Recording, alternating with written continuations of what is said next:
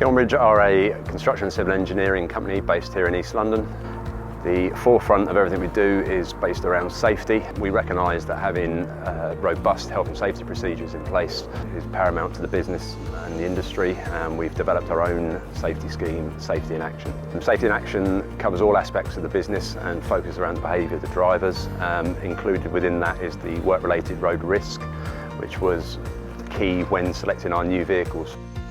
We went for Mercedes. The offering across the whole range was the best fit for the business, especially the Econic with its focus around vulnerable road user and cycle safety.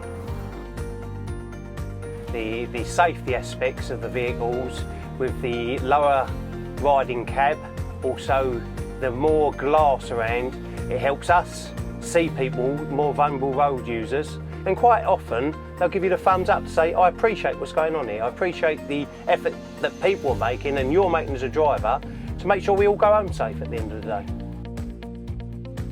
We're proud members of Fours and Clocks. Our fleet is fully compliant with the additional safety features, the brake assist, the cameras, the telematics, the side underrun guards, the low entry cab. All these factors mean that we're operating to the highest possible standard that we can in the market.